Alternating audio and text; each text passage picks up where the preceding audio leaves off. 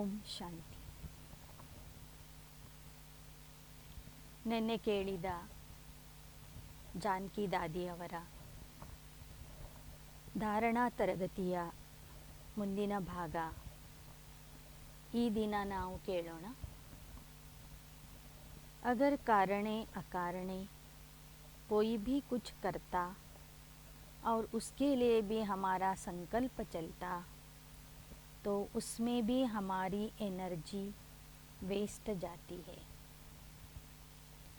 ಒಂದು ವೇಳೆ ಕಾರಣದಿಂದ ಅಥವಾ ಕಾರಣ ಇಲ್ಲದೆ ಯಾರಾದರೂ ಯಾವುದೇ ಕೆಲಸ ಮಾಡಿದರೂ ಅದರ ಬಗ್ಗೆಯೂ ನಮ್ಮ ಸಂಕಲ್ಪ ನಡೀತದೆ. ಆಗಲೂ ಸಹ ನಮ್ಮ ಶಕ್ತಿ ವ್ಯರ್ಥವಾಗಿ ಹೋಗ್ತದೆ. ವ್ಯರ್ಥ ಸಂಕಲ್ಪ ಮಾಡುವುದರಿಂದ ಆತ್ಮದ ಶಕ್ತಿ ವ್ಯರ್ಥವಾಗ್ತದೆ. तो अब बाबा ने हमको संपन्नता का इशारा दिया है, इसलिए कोई भी संकल्प व्यर्थ नहीं होना चाहिए. हर एक का ड्रामा में अपना अपना पार्ट है.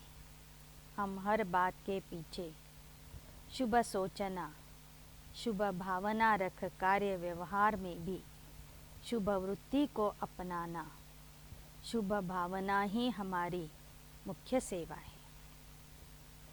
ಸಂಪನ್ನ ಆಗುವುದಕ್ಕಾಗಿ ಬಾಬಾ ನಮಗೆ ಈಗಾಗಲೇ ಸೂಚನೆ ಕೊಟ್ಟಿದ್ದರೆ, ಮಕ್ಕಳೇ ಅನ್ಯರನ್ನು ನೋಡಿ ನಿಮ್ಮ ಸಂಕಲ್ಪಗಳನ್ನು ವ್ಯರ್ಥ ಮಾಡ್ಕೋಬೇಡಿ. ನಾಟಕದಲ್ಲಿ ಪ್ರತಿಯೊಬ್ಬರ ಪಾತ್ರ ಭಿನ್ನ ಭಿನ್ನವಾಗಿದೆ. ಎಲ್ಲರ ಬಗ್ಗೆಯೂ ಶುಭವನ್ನೇ ಯೋಚಿಸಿರಿ. ಶುಭ ಭಾವನೆಯನ್ನು ಇಟ್ಟು ಕಾರ್ಯವ್ಯವಹಾರ ಮಾಡಿರಿ. ಶುಭ ಭಾವನೆಯಿಂದ ನೋಡುವುದು, ಶುಭ ಭಾವನೆಯಿಂದ ಕೆಲಸ ಮಾಡುವುದೇ ನಮ್ಮ ಸೇವೆ ಆಗಿದೆ. और सेवा न भी करे, शुभ भावना रखे तो भी चारों तरफ अच्छे वाइब्रेशन फैलते रहेंगे. ನಾವು ಬೇರೆ ಯಾವುದೇ ಸೇವೆ ಮಾಡದಿದ್ದರೂ ಶುಭ ಭಾವನೆಯಿಂದ ಸುತ್ತಲಿನ ವಾತಾವರಣವನ್ನು ನಿರ್ಮಿಸುವುದು ಸಹ ಒಂದು ಸೇವೆ ಆಗಿದೆ. कोई मिले कोई आवे जावे उनके लिए शुभ भावना, शुभ कामना देना, सूक्ष्म दुआएं देना, जिसको बाबा ने कहा दुआ देना अर्थात दाता बनना. ಯಾರೇ ಬರಲಿ ಅವರಿಗೆ ಶುಭ ಭಾವನೆಗಳನ್ನು ಕೊಡುವುದು ಅಂದರೆ ಆಶೀರ್ವಾದ ಕೊಡುವುದು. ಅದಕ್ಕೆ ಬಾಬಾ ಹೇಳ್ತಾರೆ, ಆಶೀರ್ವಾದ ಕೊಡುವುದು ಅಂದರೆ ದಾತ ಆಗುವುದು. तो हमें दाता बनके दुआएं देनी और लेनी है. ನಾವು ದಾತ ಆಗಿ ಆಶೀರ್ವಾದಗಳನ್ನು ಕೊಡಬೇಕು ಮತ್ತು ಪಡ್ಕೋಬೇಕು. दुआएं सिर्फ देनी नहीं होती, परंतु रिटर्न में दुआएं ऑटोमेटिक मिलती हैं. ಆಶೀರ್ವಾದ ಕೊಡುವುದರಿಂದ ಸಹಜ ಸ್ವಾಭಾವಿಕವಾಗಿ ನಮಗೆ ಅನ್ಯರಿಂದನೂ ಆಶೀರ್ವಾದ ಪ್ರಾಪ್ತಿಯಾಗ್ತದೆ. ಆಶೀರ್ವಾದ ಕೊಡುವುದು ಅಂದರೆ ಕೇವಲ ಕೊಡುವುದಲ್ಲ, ಆಶೀರ್ವಾದ ಪಡೆದುಕೊಳ್ಳುವುದಾಗಿದೆ. अगर कोई प्रैक्टिकल हमसे अनुभव पूछे, मैं कहती बाबा ने मुझे दुआओं में पाला है और दुआओं से आगे बढ़ाया है. हमें सबकी दुआएं मिलती, इससे बड़ा और क्या वरदान है. ದಾದಿಯವರು ಹೇಳ್ತಾ ಇದ್ದಾರೆ, ನನ್ನ ಅನುಭವ ಹೇಳಬೇಕಾದ್ರೆ ನಾನು ಪರಮಾತ್ಮನ ಆಶೀರ್ವಾದದಿಂದ ಬೆಳೆದಿದ್ದೇನೆ. ಅನೇಕರ ಆಶೀರ್ವಾದ ನನ್ನನ್ನು ಮುಂದಕ್ಕೆ ತಂದಿದೆ. ಅನೇಕರ ಆಶೀರ್ವಾದ ಸಿಗುವುದು ಇದು ಬಹಳ ದೊಡ್ಡ ವರದಾನ ಆಗಿದೆ. ಇದಕ್ಕಿಂತ ದೊಡ್ಡ ವರದಾನ ಬೇರೆ ಯಾವುದೂ ಇಲ್ಲ. दुआएं ही वरदान है. उन दुआओं का आधार है सदा सर्व के लिए शुभ सोचना. ಆಶೀರ್ವಾದಗಳೇ ವರದಾನ ಆಗಿದೆ. ಆ ಆಶೀರ್ವಾದಗಳ ಆಧಾರ ಆಗಿದೆ. ಸರ್ವರ ಬಗ್ಗೆಯೂ ಶುಭವನ್ನೇ ಯೋಚಿಸುವುದು. और शुभ सोचने वाले में मैं नहीं रहता. ಶುಭವನ್ನು ಬಯಸುವಂಥವರಲ್ಲಿ ನಾನು ನಾನು ನಾನು ಅನ್ನೋದು ಇರೋದಿಲ್ಲ. आप मैं करने से दुआ के बदले दूसरों से बद्दुआ मिलती. ನಾನು ನಾನು ನಾನು ಅಂತ ಹೇಳುವುದರ ಬದಲಾಗಿ ತಾವು ತಾವು ತಾವು ಅಂತ ಹೇಳುವುದರಿಂದ ನಮಗೆ ಅನ್ಯರಿಂದ ಆಶೀರ್ವಾದ ಸಿಗ್ತದೆ. ನಾನು ನಾನು ನಾನು ಅಂತ ಹೇಳಿದರೆ ಅನ್ಯರಿಂದ ನಮಗೆ ಶಾಪ ಸಿಗುತ್ತದೆ. ಶುಭ ಭಾವನಾ से आप करो तो दुआएं मिल जाती. हम है दाता के बच्चे, हमें देना है न कि लेना है. सब देना सीखो. देने में स्वतः मिल जाता है, माना लेना होता है. ನಾವು ದಾತನ ಮಕ್ಕಳು ಅಂದರೆ ಸದಾ ಕೊಡುತ್ತಿರಬೇಕು. ತೆಗೆದುಕೊಳ್ಳುವ ಭಾವನೆ ಇರಬಾರದು. ಎಲ್ಲವನ್ನೂ ಕೊಡ್ತಾ ಹೋಗ್ರಿ. ಕೊಡುವುದನ್ನು ಕಲೀರಿ. ಕೊಡುವುದರಿಂದ ಅದು ಎಲ್ಲವೂ ನಮಗೆ ಮರಳಿ ಸಿಗ್ತದೆ. ಬಾಬಾನೇ ಹಮೇ ಪಹಲಾ ಮಂತ್ರ ದಿಯಾ, निराकारी निर्विकारी निरहंकारी बनो. यही अंतिम महावाक्य याद रखो तो संपन्न बन विजय माला के रत्न बन जाएंगे. बाबा नಮಗೆ ಪ್ರಥಮ ಮಂತ್ರ ಕೊಟ್ಟರು, ನಿರಾಕಾರಿ ನಿರ್ವಿಕಾರಿ ನಿರಹಂಕಾರಿ ಭವ. ಅದೇ ಮಂತ್ರ ನಮ್ಮ ಪುರುಷಾರ್ಥದ ಅಂತಿಮ ಮಂತ್ರನೂ ಆಗಿದೆ. ಕೊನೆಗೂ ನೆನ್ಪಿಟ್ಕೊಳ್ಳಿ, ನಿರಾಕಾರಿ ನಿರ್ವಿಕಾರಿ ನಿರಹಂಕಾರಿಯಾಗಿ ನಾನು ವಿಜಯಮಾಲೆಯ ರತ್ನ ಆಗಬೇಕು ಅಂತ. ಯಾರು ಇದನ್ನು ಕೊನೆಯವರೆಗೂ ನೆನ್ಪಿಟ್ಕೊಳ್ತಾರೋ ಅವರು ತಂದೆಯ ಕೊರಳಿನ ವಿಜಯಿ ರತ್ನ ಆಗ್ತಾರೆ. ಹಮೇ ಬಾಬಾ ಕೆ ಗಲೆ ಕಾ ವಿಜಯಿ ರತ್ನ ಬನ್ನ. इसलिए संपन्नता माना पास विथ ऑनर होना अर्थात कर्मातीत बनना. ನಾವು ತಂದೆಯ ಕೊರಳಿನ ವಿಜಯ ಮಾಲೆಯಲ್ಲಿ ಬರಬೇಕಾಗಿದೆ. ಆದ್ದರಿಂದ ಸಂಪನ್ನ ಆಗಬೇಕು. ಸಂಪನ್ನ ಆಗುವುದು ಅಂದರೆ ಪಾಸ್ ವಿತ್ ಆನರ್ ಆಗುವುದು, ಅಂದರೆ ಕರ್ಮಾತೀತ ಸ್ಥಿತಿಗೆ ತಲುಪುವುದು. तो मैं मन वचन कर्म से दृष्टि वृत्ति से बाप के समान कल्याणकारी हूँ. हमारे सामने साकार बाबा एग्जाम्पल है. ಹಾಗಾದರೆ ನಾನು ಮನ ವಚನ ಕರ್ಮದಿಂದ ದೃಷ್ಟಿ ವೃತ್ತಿಯಿಂದ ತಂದೆಯ ಸಮಾನ ಕಲ್ಯಾಣಕಾರಿ ಆಗಿದ್ದೇನೆಯೇ? ನನ್ನ ಮುಂದೆ ಸಾಕಾರದ ಉದಾಹರಣೆ साकार ब्रह्मा बाबा ಆಗಿದ್ದಾರೆ. तो बाबा को फॉलो करते करते हम बाबा के समान फरिश्ता बने. ತಂದೆಯನ್ನು ಅನುಕರಣೆ ಮಾಡ್ತಾ ಮಾಡ್ತಾ ನಾವು ತಂದೆಯ ಸಮಾನ ಫರಿಶ್ತಾ ಆಗಿಬಿಡ್ತೇವೆ. तो यह संपन्नता की स्थिति का पुरुषार्थ करने से जो कभी कभी उदासी या टेंशन आदि होता वह सब खत्म हो जाएगा. ಸಂಪನ್ನತೆಯ ಪುರುಷಾರ್ಥ ಮಾಡುವಾಗ ಮಧ್ಯ ಮಧ್ಯ ಉದಾಸೀನತೆ ಅಥವಾ ಒತ್ತಡದ ಅನುಭವ ಆಗ್ತದೆ. ಅದು ಎಲ್ಲವೂ ಸಮಾಪ್ತಿಯಾಗುವುದು. ಸಂಪನ್ನತಾ ಸ್ಥಿತಿಯ ಪುರುಷಾರ್ಥ ಮಾಡಿದರೆ ಉದಾಸೀನತೆ ಮತ್ತು ಒತ್ತಡ ಸಮಾಪ್ತಿಯಾಗುವುದು. बच्चे समय को देखते हो, बाबा समय की सूचना देते तो तुमको बेहद का वैरागी अथवा उपराम रहना है.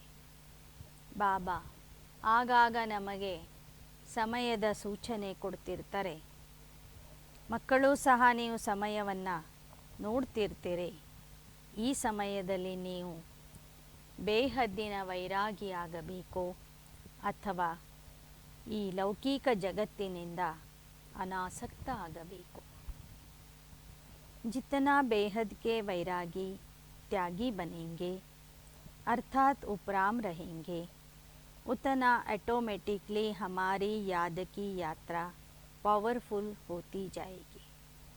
ಎಷ್ಟೆಷ್ಟು ನಾವು ಬೇಹದ್ದಿನ ವೈರಾಗಿಗಳಾಗ್ತೀವಿ, ತ್ಯಾಗಿಗಳಾಗ್ತೀವಿ, ಅನಾಸಕ್ತ ಭಾವನೆಯಲ್ಲಿ ಇರ್ತೀವಿ, ಅಷ್ಟೇ ಸಹಜ ಸ್ವಾಭಾವಿಕವಾಗಿ ನಮ್ಮ ನೆನಪಿನ ಯಾತ್ರೆ पावरफुल ಆಗ್ತದೆ.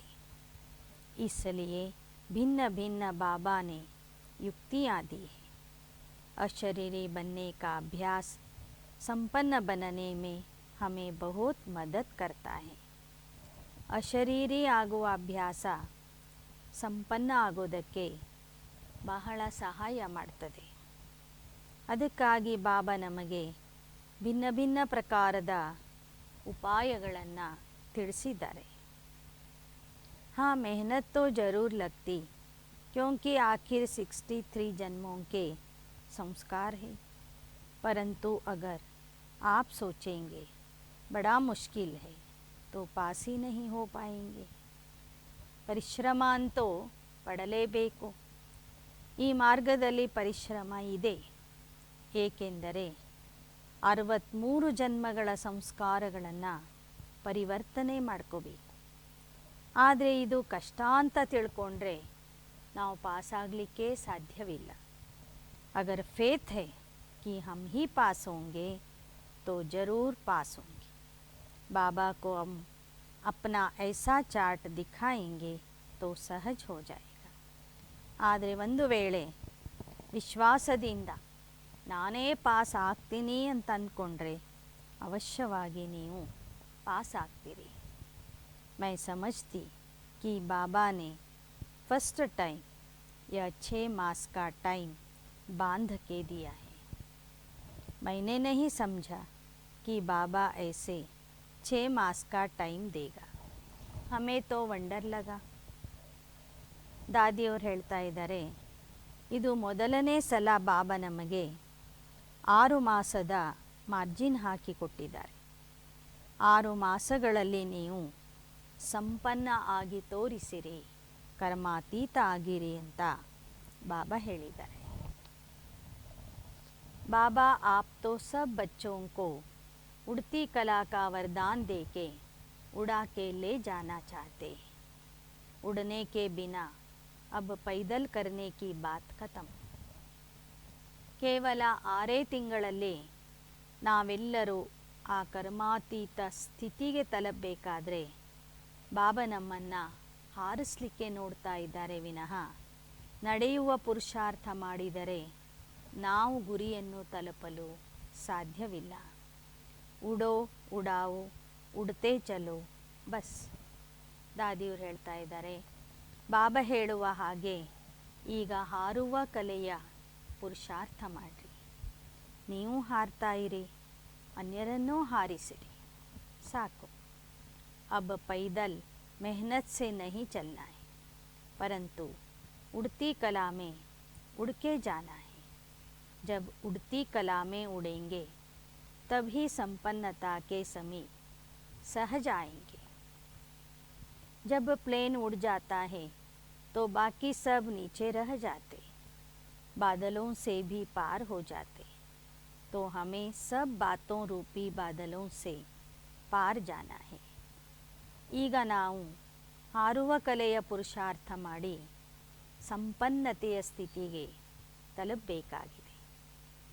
ಹೇಗೆ ವಿಮಾನ ಹಾರಿತು ಅಂದರೆ ಮೋಡಗಳನ್ನು ದಾಟಿ ಮೇಲೆ ಹೋಗುತ್ತದೆ, ಹಾಗೆ ನಾವು ಸಂಪನ್ನ ಆಗುವಂಥವರು ಅನೇಕ ವಿಷಯಗಳ ಮೋಡಗಳಿಂದನೂ ಮೇಲೆ ಹೋಗಬೇಕು. ಮಾಯೆಯ ಮೋಡಗಳನ್ನು ದಾಟಿ ಹೋಗಬೇಕು. अर्थात उड़ती कला में उड़ने का इशारा बाबा देते हैं. उड़ना है, उड़ाना है और पार जाना है. ಹಾರುವ ಕಲೆಯ ಸೂಚನೆ ಬಾಬಾ ಕೊಡ್ತಿದ್ದಾರೆ.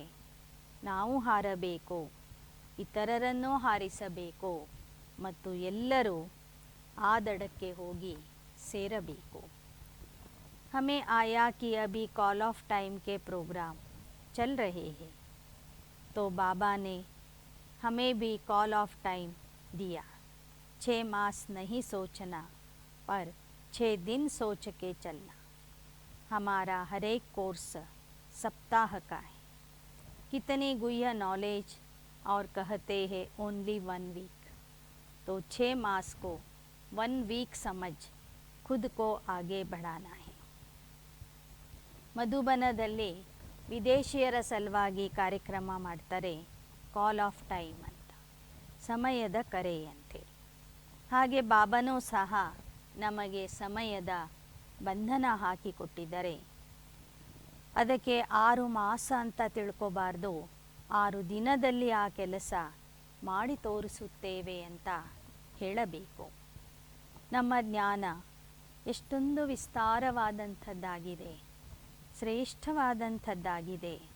ಆದರೆ ಅಂಥ ಒಂದು ಜ್ಞಾನ ನಾವು ಸಾಪ್ತಾಹಿಕ ಕೋರ್ಸದಲ್ಲಿನೇ ಹೇಳುವಂಥ ವ್ಯವಸ್ಥೆ ಮಾಡಿದೆ. 6 मास को 1 वीक समझ खुद को आगे बढ़ाना है. ಅಂತಹ ಈಶ್ವರೀಯ ಜ್ಞಾನವನ್ನು ಒಂದೇ ವಾರದಲ್ಲಿ ನಾವು ಹೇಳಿಬಿಡ್ತೇವೆ.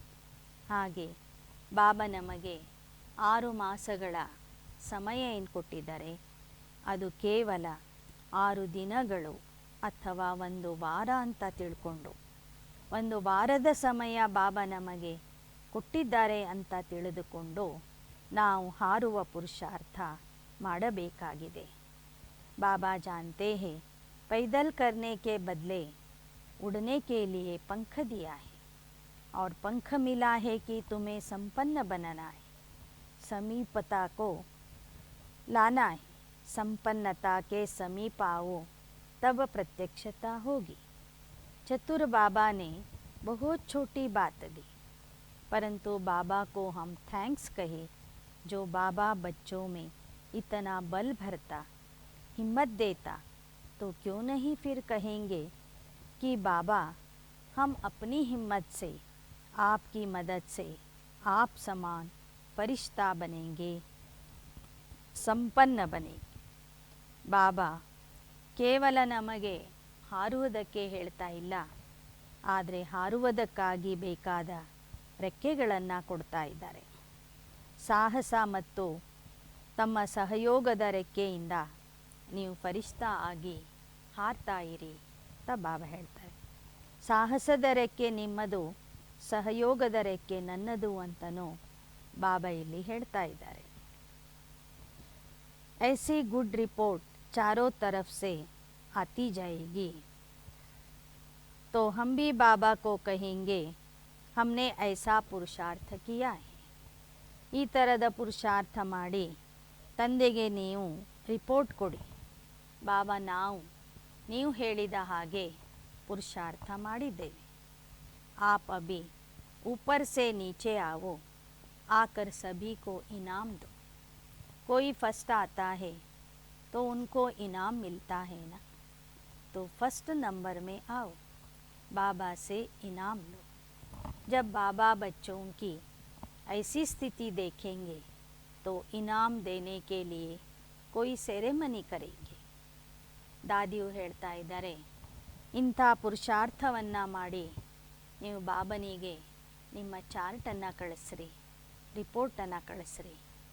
ಬಾಬಾ ಅವ್ರಿಗೆ ಆವಾಹನೆ ಮಾಡಿರಿ, ಬಾಬಾ ನಾವು ಇಂತಹ ಪುರುಷಾರ್ಥವನ್ನು ಮಾಡಿದ್ದೇವೆ, ಪಾಸ್ ವಿತ್ ಆನರ್ ಆಗುವಂಥ ಸ್ಥಿತಿಗೆ ತಲುಪಿದ್ದೇವೆ. ನೀವು ಅಲ್ಲಿಂದ ಇಲ್ಲಿಗೆ ಬಂದು ನಮಗೆ ಬಹುಮಾನ ಕೊಡಿ ಅಂತ ಕೇಳಿರಿ. ಆಗ ಮಕ್ಕಳ ಇಂಥ ಒಂದು ಶ್ರೇಷ್ಠ ಸ್ಥಿತಿಯನ್ನು ನೋಡಿ ಬಾಬಾ ಬಹುಮಾನ ಕೊಡುವುದಕ್ಕಾಗಿ ಅವಶ್ಯವಾಗಿ ಬರ್ತಾರೆ. ಆಗ ಒಂದು ಸಮಾರಂಭ ಮಾಡೋಣ ಅಂತ ದಾದಿಯವರು ಹೇಳ್ತಾ ಇದ್ದಾರೆ.